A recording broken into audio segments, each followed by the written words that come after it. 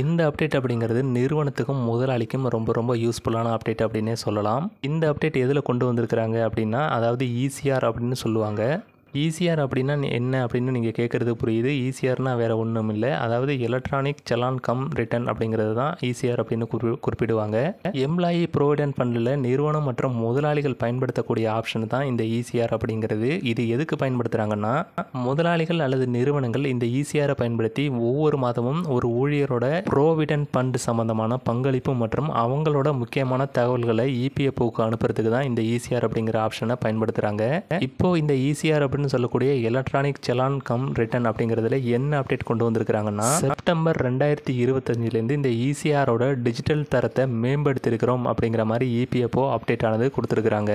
இதோட டிஜிட்டல் தரத்தை மேம்படுத்துறதுனால என்னென்ன நன்மைகள் கிடைக்குது அப்படின்னு ஒன்று பார்க்கலாம். இதில் ஒரு 4 விதமான நன்மைகள் இருக்குது அப்படிங்கிற மாதிரி இபிஎஃப்ஓ விளக்கி கூறியிருக்கிறாங்க. அதாவது இதில் ஃபஸ்ட்டு விஷயம் என்னென்னா, ஈஸி ரிட்டர்ன் அண்ட் பேமெண்ட் சேகரிகேஷன் அப்படிங்கிறது தான் முதல் விஷயம். பிஎஃப் ரிட்டர்ன் அப்படிங்கிறது இதுதான். ஒரு எம்ப்ளாயரோ அல்லது நிறுவனமோ இந்த பிஎஃப் ரிட்டர்ன் அப்படிங்கிறது தாக்கல் செய்வாங்க. அது மட்டும் இல்லாமல் பேமெண்ட் சேகரிகேஷன் அப்படிங்கிறது ஊழியர்களோட ப்ரோவிடென்ட் ஃபண்டை பிரித்து அதாவது தனித்தனியாக கட்டுற மாதிரி இருக்கும். இந்த 2 வசதியும் ஈசிஆர் அப்படிங்கிற இந்த விஷயத்தை அப்டேட் பண்ணுறதுனால இனிமேல் இன்னும் எளிமையாகவும் வேகமாகவும் நடக்கும் அப்படின்னு இதில் சொல்லப்பட்டிருக்கு. இதில் 2வது விஷயமா என்ன சொல்லியிருக்கிறாங்கன்னா, அதாவது error free submission with system check அப்படிங்கிற இந்த ஆப்ஷன் தான். அதாவது இபிஎஃப் ஊழியரோட ப்ரோவிடென்ட் ஃபண்ட் சம்பந்தமான தகவல்களை அனுப்புறதா இருந்தாலும் சரி, அவங்களோட பேமெண்ட் சம்பந்தமான விஷயமா இருந்தாலும் சரி, இது எல்லாமே எந்த ஒரு பிழையும் இல்லாமல் கரெக்டாக சரிபார்க்கப்பட்டு அனுப்பப்படும் அப்படிங்கிறது தான் இதில் 2வதாக சொல்லப்பட்டிருக்கிற விஷயம்.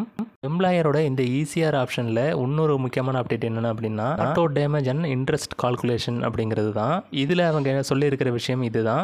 இபிஎஃப்ஓட ரூல் படி ஒரு நிறுவனமோ அல்லது ஒரு எம்ப்ளாயரோ ப்ரோவிடென்ட் ஃபண்டுக்கு செலுத்தக்கூடிய அந்த தொகையை குறிப்பிட்ட கால அவகாசத்துக்குள்ளே கட்டலாம். அதாவது தாமதமாக கட்டுறாங்கன்னா அதுக்கு ஒரு குறிப்பிட்ட தொகையை இபிஎஃப்ஓ நிறுவனத்துக்கோ அல்லது எம்ப்ளாயருக்கோ அபராதமாக விதிப்பாங்க.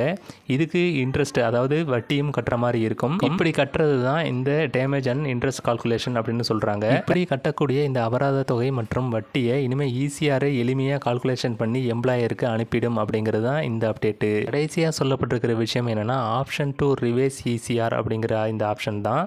ஆப்ஷன் டு ரிவைஸ் ஈசிஆர் அப்படின்னா என்ன அப்படின்னு பார்த்தீங்கன்னா, ஒரு எம்ப்ளாயர் ஊழியர்களோட இந்த ஈசிஆர் அப்படின்னு சொல்லக்கூடிய எலக்ட்ரானிக் செலான் கம் ரிட்டர்ன் அப்படிங்கிறத தாக்கல் செய்யும் போது அதில் ஏதாவது மிஸ்டேக் ஆகிட்டுன்னா அதை நம்ம ஈஸியாக கரெக்ஷன் பண்ண முடியாது. அதுக்கு நீங்கள் ஒரு எம்ப்ளாயர் அப்படிங்கிறவர் இபிஎஃப்ஓ ஆஃபீஸுக்கு போய் தான் அதை கரெக்ஷன் பண்ண முடியும். இதை இன்னும் தெளிவாக சொல்லலாம். ஆப்ஷன் டு ரிவைஸ் ஈசிஆர் அப்படிங்கிறத இந்த ஆப்ஷனை பயன்படுத்தி இனிமேல் எம்ப்ளாயரே ஈசிஆரை தாக்கல் பண்ணும்போது ஏதாவது தவறு பண்ணிட்டாருன்னா அவரே அதை திருத்திக்கிறதுக்கு, அதாவது ஈசிஆர் மூலமாக திருத்திக்கிறதுக்கு ஆப்ஷனை கொடுத்துருக்குறாங்க. இதுதான் ஆப்ஷன் டு ரிவைஸ் ஈசிஆர் அப்படின்னு குறிப்பிடுறாங்க. ஈசிஆர் தாக்கல் பண்ணும்போது அதில் ஏதாவது மிஸ்டேக் ஆனதுன்னா அதாவது அந்த இபிஎஃப் போர்ட்டல்லே இந்த ஈசிஆரை எளிமையாக திருத்திக்க முடியும். இந்த 4 அப்டேட் அப்படிங்கிறது ஈசிஆரில் கொண்டு வரப்பட்டிருக்கு. எலக்ட்ரானிக் செலான் கம் ரிட்டர்ன் அப்படிங்கிற இந்த ஆப்ஷனில் கொண்டு வந்திருக்கிற அப்டேட் எல்லாமே ஒரு எம்ப்ளாயர் அல்லது நிறுவனத்துக்கு ரொம்ப ஒரு யூஸ்ஃபுல்லான அப்டேட்டாகவே இருக்கும். இபிஎஃப்ஓவில் எம்ப்ளாயருக்கும் சரி எம்ப்ளாயிக்கும் சரி வந்திருக்கிற இந்த அப்டேட் பற்றின உங்களோட கருத்துக்கள் என்ன அப்படிங்கிறத கமெண்டில் சொல்லிட்டு மறக்காமல் நம்மளோட சேனலை சப்ஸ்கிரைப் பண்ணிவிடுங்க.